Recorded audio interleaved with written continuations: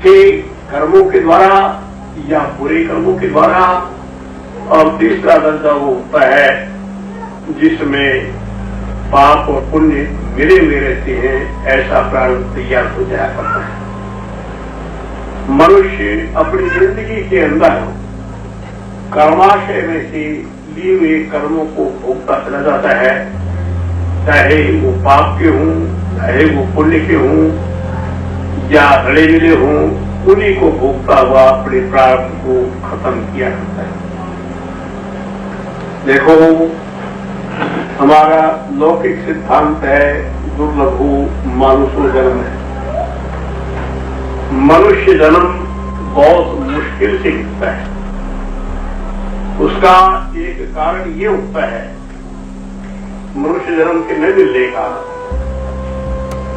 मोटा कारण ये होता है कि मनुष्य जिंदगी में कर्म भोगते हुए अंतिम समय उसकी वृत्ति क्या बनती है।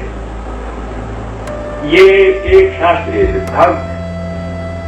भगवान श्री कृष्ण ने गीता के अंदर इस बात को स्वीकार किया है। ओ विद्येकाक्षरम ब्रह्म व्याहरण मामनुस्मरण ये प्रयाति त्यजन देहम सयाति परमां गतिम। ओम इस एकाक्षर का उच्चारण करता हुआ मामनुस्मरण और मेरी याद करता हुआ यह देहम त्यजन ज्ञाति, जो मनुष्य शरीर छोड़कर जाता है स परमां गतिम ज्ञाति, वो परम गति को प्राप्त हो जाएगा।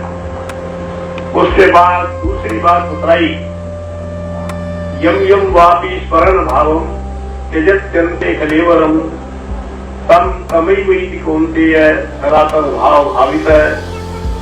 या अंतिम समय जिन बातों को याद करता हुआ मनुष्य शरीर छोड़ता है, वैसा जन्म उसको मिल जाया करता है। देखो, निर्णायक सिद्धांत की बात ये रही, यम यम वापी स्मरण भावम त्यजत्यन्ते कलेवरम तम तमैवैति कौन्तेय सदा तद्भाव भावित।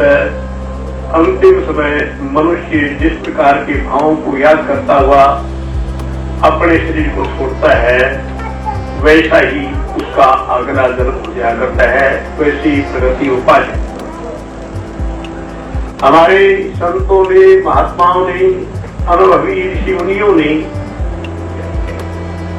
एक और सिद्धांत बतलाया है। एक मनुष्य की साधारण मृत्यु के अंदर 1000 बिच्छू काटने जैसा दुख सुन होता है। यदि पापी की मृत्यु हो तो उसको 10,000 बिच्छू काटने जैसा दुख हुआ करता है। उनको भोगता हुआ, उन दुखों को याद करता हुआ अपने शरीर को छोड़ दिया करता है। एक और बात है, हमारे कर्म 2 प्रकार के होते हैं। आमतौर पर सभी लोग ये कहा करते हैं, ये किसने देखा कि हमें ये फला कर्म का फल मिल रहा है, क्योंकि वो देख नहीं सकते, उनको इस बात का ज्ञान नहीं होता ये पाप कर्म का फल है या पुण्य कर्म का फल है, इसलिए वो कह देते हैं कि किसने देखा। जहाँ योग दर्शन के अंदर भगवान पतंजलि महाराज ने योग की परिभाषा लिखी,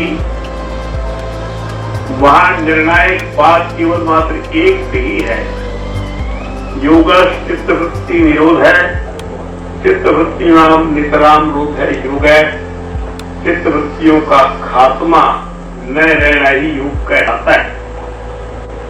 और इस सूत्र के व्याख्यान के अंदर भगवान व्यासदेव जी महाराज ने संसार के प्राणियों का 11 वर्ग है।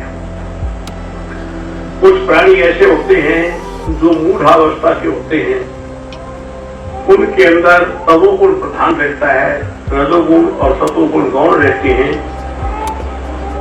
तमोगुण अपने अनुसार प्रेरणा देता है, मनुष्य वैसा ही काम करता है। तमोगुण प्रधान प्राणी इस प्रकार के होते हैं जैसे गधा, घोड़ा, खच्चर, बैल, चीते, बघियार, ये तमोगुण प्रधान प्राणी। रजोगुण प्रधान प्राणी वो होते हैं जो संसार के अंदर धंधे करते हैं, बिजनेस करते हैं, व्यापार करते हैं, किंतु परमात्मा पर विश्वास नहीं होता। वो लोग कहा करते हैं यावत जीवे सुखम जीवे ऋणं कृत्वा सुखम विवे वस्विभूतस्य देहस्य पुनरागमनं कुतः। उनका सिद्धांत ये रहता है मनुष्य जब तक जिंदा रहे, तक सुखपूर्वक जिंदा रहे, कर्जा उठाए, घी पिए, ऐसा रात भूखे। जिसने देखा है भस्मीभूतस्य देहस्य पुनरागमनं कुतः, शरीर जब जलकर भस्म हो जाएगा वो दोबारा कहां से आएगा, वो आएगा ही नहीं। ऐसा उन लोगों का सिद्धांत रहता है जो रजोगुण प्रधान व्यक्ति होते हैं। जिन लोगों के अंदर कुछ सतोगुण का विकास आ जाता है, सतोगुण प्रकाशमय है, सतोगुण के अंदर श्रद्धा होती है, प्रेम होता है, विश्वास होती है, आस्था होती है। सतोगुण वाला व्यक्ति ये समझता है कि हाँ ईश्वर है।